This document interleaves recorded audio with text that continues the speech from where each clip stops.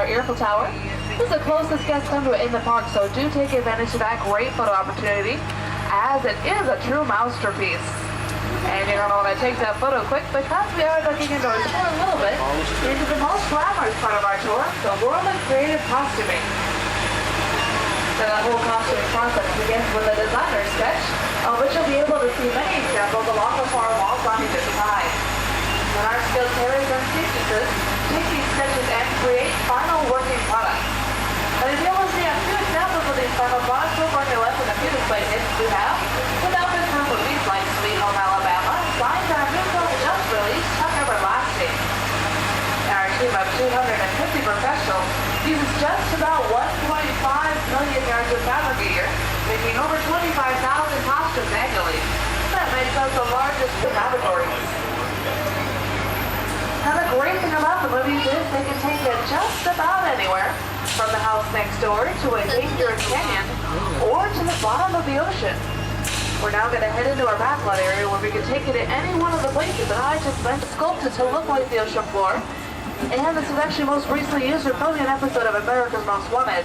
It's also been used in various other productions, like the remake of House on Haunted Hill for the underwater nightmare scenes. Speaking of houses, we're now headed into an area called Residential Street, but you're going to notice a couple unusual things about these houses. For instance, take a quick look off to your right through that first house before packing your bags to one move in, because you're going to want to take a look at that. You'll be able to see all the way through. That's because all of these houses here are just facades or false fronts, meaning they have no sides, back, or insides. Now, since different scripts call for different neighborhoods, each of these homes has been designed to reflect a different style of American architecture. The first fully feature film here at the Disney-MGM Studios was Ernest Saves Christmas, and the second house on the right, number 242, was actually used for the exterior shots of Vern's home. As I said, this was the first full-length feature filmed here, but each of these homes since then has been used in various commercial, movie, and television productions. The most recognizable home we have here on Residential Street is actually over on your left. For 7 seasons, this Hawaiian-style home was home to the Emmy Award-winning Golden Girls, Dorothy, Rose, Blanche, and Sophia. The exterior footage was filmed here in Orlando, while the interior was shot on a soundstage out in California. The reason you never saw the Golden Girls walk out to check their mail was because once they left their living room, it would have been an over 3,000-mile walk. Now, you might have noticed it is beginning to look a lot like Christmas around here. That's because we're setting up for our Osborne Family Spectacle Flight. That's set to open the day after Thanksgiving on the November 29th, and it goes throughout the first of the year. It's where we shut our shuttles down early in the evening and let you folks come and walk down Residential Street and take a close look at all the Christmas lights. And we started way back in August, and it does seem a little early to be setting up for Christmas, but we have about 5 million lights on Residential Street alone to put up, so it takes a little bit of time to do all that setup work. The up ahead, when you turn them off on your left, you're going to see a sneak preview of our urban counterpart to Residential Street. This is our New York City set, but we're just going to bypass this for right now in the tour and come back to it a little bit later. One of the most exciting things in our movies these days are the action-adventure sequences, but have you ever wondered what happened to all the planes, trains, cars, buses, and boats that got smashed, crashed, shut up, or blown apart? Well, they all ended up on what's called a boneyard, where large, oversized props are stored so they can be used for later production, kind of like a large outdoor attic. Now, our boneyard begins over on your right with 3 totem heads from the 13th Warrior, starring Antonio Banderas. For you Star Wars fans, we have a sand skip from the Return of the Jedi and a snowspeeder from The Empire Strikes Back. Most of the military vehicles you see here were used by director Steven Spielberg in Indiana Jones and the Last Crusade, and as we pass by the tank, take a close look at that tread and you'll see that it's actually made out of foam rubber instead of steel. That was to help with the wear and tear on the actors, who had to be thrown on top take after take.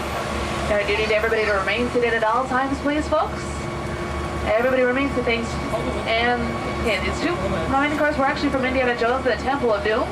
And speaking of Doom coming up, this mechanical monster was from Who Framed Roger Rabbit. That was Judge Doom's infamous Ditmobile.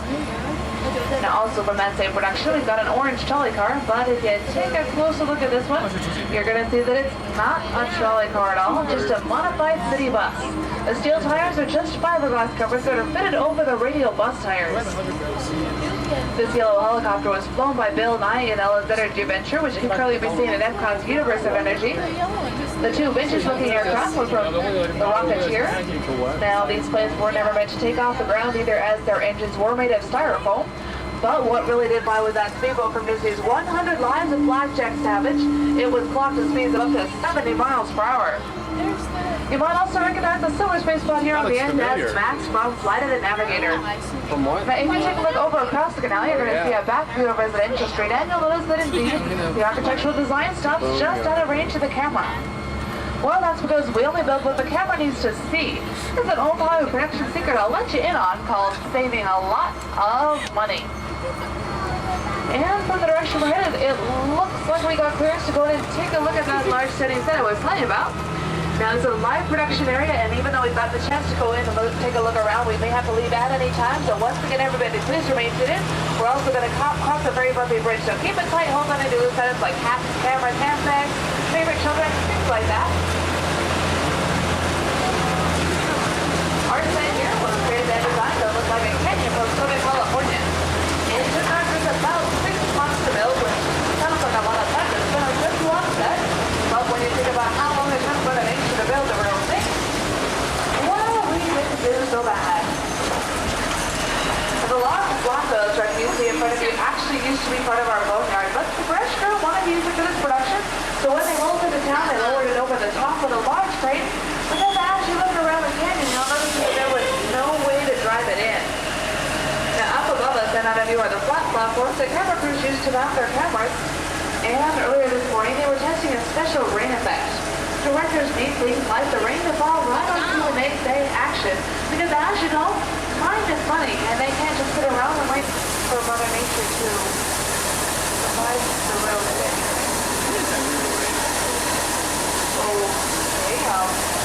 Okay, guess there was like a testing on rain effect. Well, this is all I've been talking about. Totally looks like it's raining. It's a little bit more natural, but it's only going out one, take two. Let's do guys, I'm waiting for it coming here, so I'm going to keep it to us. We'll just put one on here. Put that thing for it, okay? First do that. I said from here to put that please. Okay, everybody, just stay for the next one. Wonderful.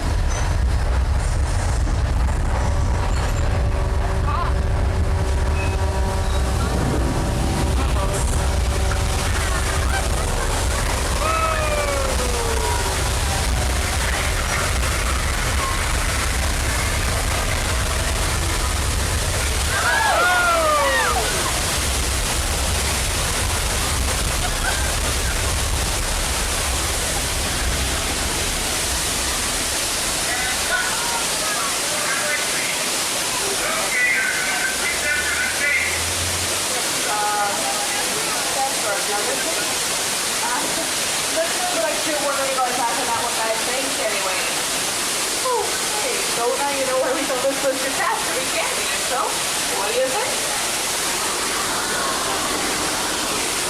Well, we're going to go ahead and around the hand tell all these disasters weren't rated. We're all good whenever you are ready. As we enter the canyon, you might want to get one more quick look because once we're around the corner, well, you might not recognize it. You see, just as the house on our engineer facade, our kitchen here is just a facade as well. It was built with a steel structure covered in a wire mesh, which was then covered with a colored concrete and hand-carved to look like a natural rock formation. And the great height you see running through the structure created gas stars into the water that went up to the 3 tanks directly above us, where the flash flood. And when these tanks were released, it let 70,000 gallons of water rush towards our shuttle. To add to the special effects with the water, they launched the water through air cannons, which these air cannons are so powerful that if you took one of the New York City and put a basketball inside, it would have enough power to launch that basketball up and over the Empire State Building with moved it there. And the yellow pipes to the temperature creating gas to fuel the fires and explosions on the earthquake itself was caused by sugar cables located just under the bridge. And if we turn those all the way up, it would have enough power to throw a vehicle into the base of the canyon. Our set here was fitted and designed by a Hollywood special effects team and what looks like an out-of-control near disaster was really just a safe computerized sequence of events that can be reset and completely recycled in just 3.5 minutes. Named the 234 Mickey Mouse. It was first used to place Walt and his Imagineers from New York to California. And you'll see the New York City skyline right here in Orlando, Florida. Now this is a technique called forced perspective where they paint the set progressively smaller as it moves back, but cameras can't tell the difference between the painting and the real thing.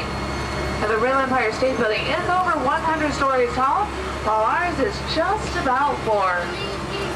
And with that, that does bring us to the end of our tour, where we have the American Film Institute Showcase Plaza. Now this currently has a very special exhibit here called